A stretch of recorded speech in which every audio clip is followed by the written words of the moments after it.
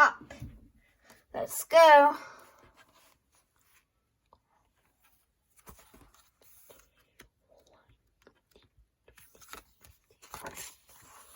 Chapter 1.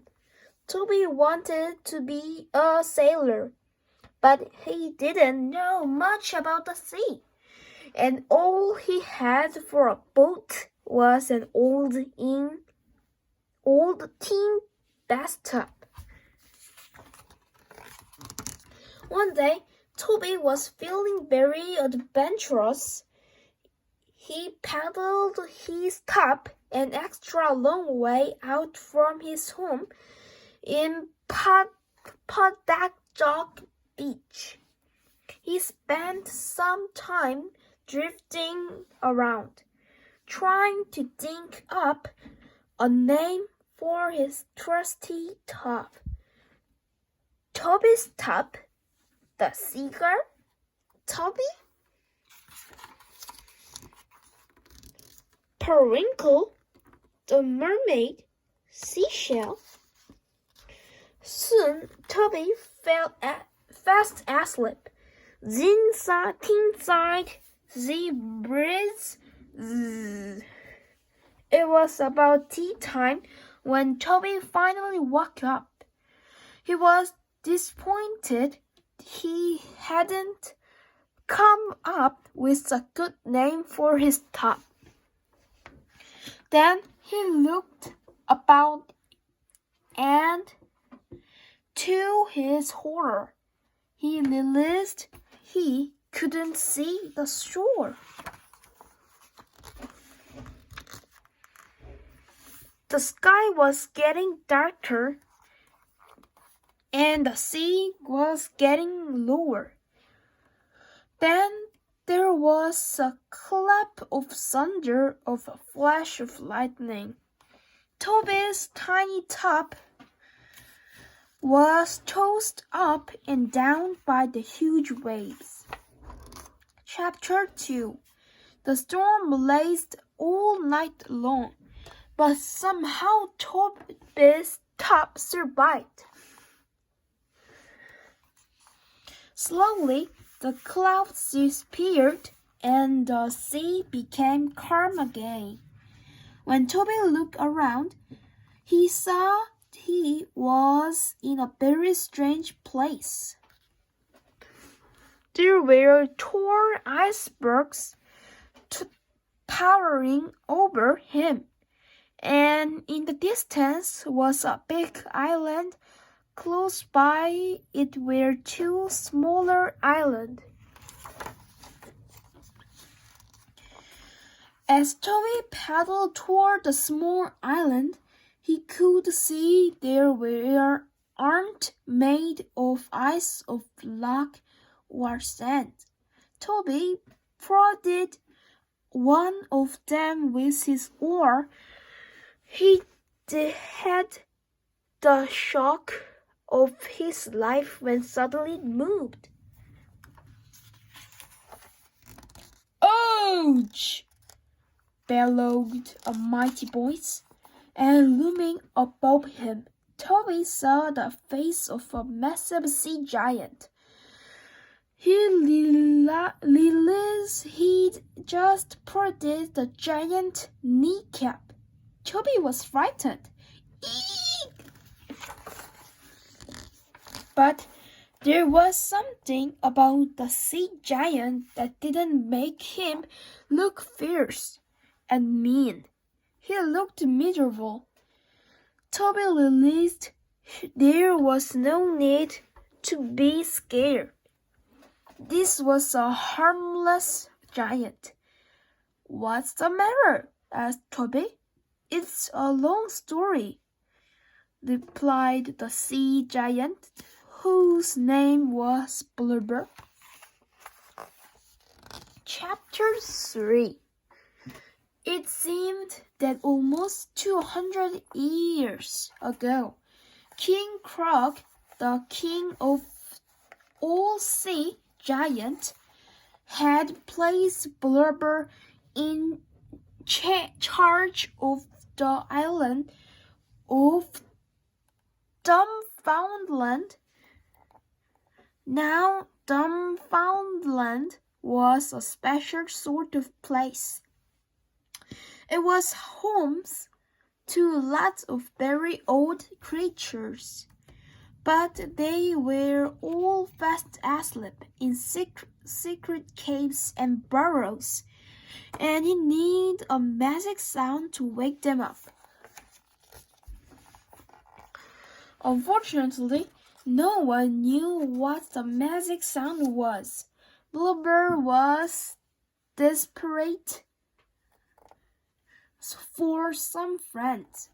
So far, for 200 years, he'd been trying all the noises he could think of to wake up the animal. Blubber had tried singing and howling and screaming and growling. And he'd tried yelling and barking and lolling and squawking, and also wailing and mooing and hissed and booing. And not forgetting cawing and sneezing and sniffing and wheezing. But Dunfoundland had remained as sleepy as ever. So Blubber had tried making up new noises. He'd chirped and chirped and oopled and googled, but still it was no use. Blubber was really lonely. Finally, he'd sobbed and sighed and moaned and cried from being all alone for 200 years. Chapter 4. Toby could see just how sad the sea giant was. He said the best things to do was to cheer him up. So Toby told Blubber the funniest joke he knew.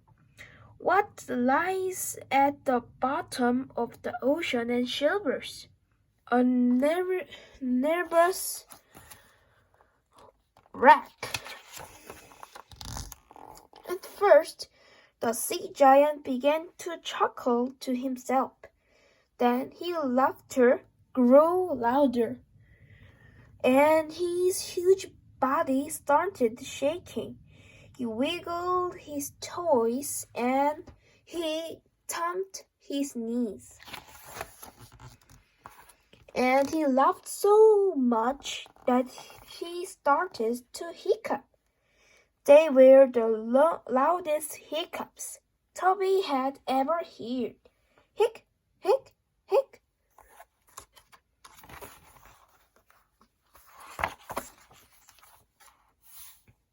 And as the hiccups echoed all around, Toby heard a flapping noise and a splash sound. And then it happened. A strange bird flew overhead, and a funny fish lived out of the water. Chapter 5. Toby suddenly realized that the sound of hiccups was the magic sound that would wake up all the strange animals. That's it! So Toby told more and more jokes to Blubber at first as he could. What's yellow and dangerous? Shark-infested custard. How does a lonely get to school? On an ice cycle. Which fish sleeps a lot? A keeper. What do scientists eat? Microchips. What's hairy and wear sunglasses? A coconut on holiday. What's green and points north? A majestic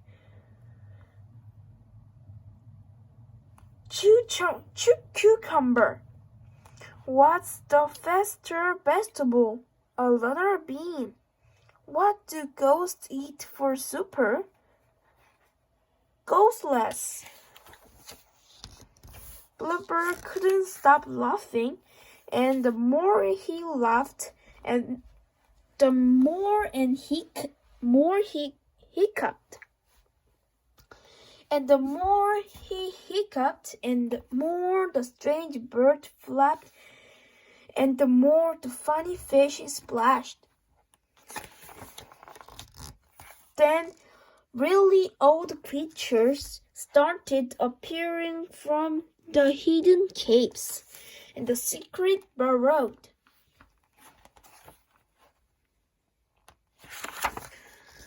There were also such as the green tingy, the oink, the willet, the rippersaurus, the sloop, the great stump, and the wassail sloth.